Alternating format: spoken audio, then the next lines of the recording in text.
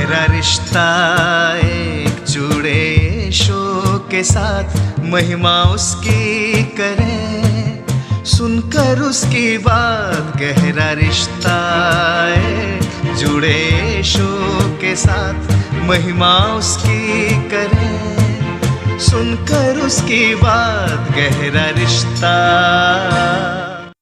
हमारे उद्धारकर्ता प्रभु यीशु मसीह के पवित्र नाम में आप सभी को अभिवादन।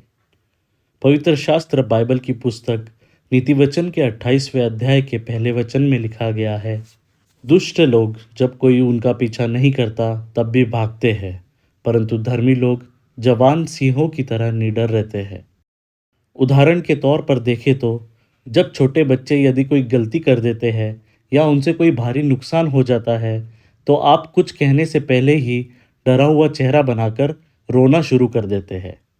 इसके पीछे अपराध बोध की भावना होती है, लेकिन हम बड़े व्यक्तियों की प्रतिक्रिया इससे बहुत अलग होती है। अपराध बोध मनुष्य के मन में एक ऐसा भय उत्पन्न करता है कि वह न्याय से बचने के लिए भाग जाता है। परमेश्वर पिता ने मना किया हुआ फल खाने के अपराध से पहले आदम और हवा निसंकोच और साहस के साथ परमेश्वर के सामने आए थे, क्योंकि फल खाने से पहले वे नैतिक और धार्मिक थे। उस बगीचे में उनका व्यवहार निर्भीक और निडर था, परंतु उन्होंने ईश्वर की आज्ञा तोड़ी और पाप में पड़ गए।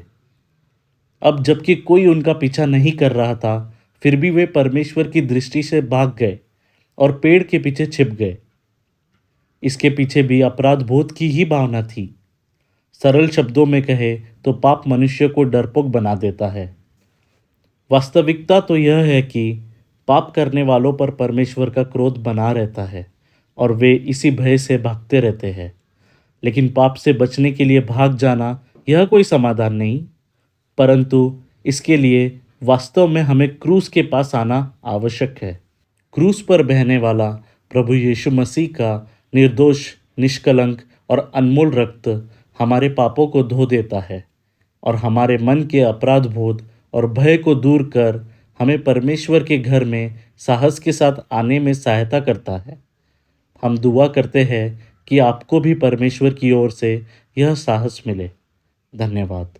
गहरा रिश्ता एक जुड़े यीशु के साथ, महिमा उसकी करें सुनकर उसकी बात।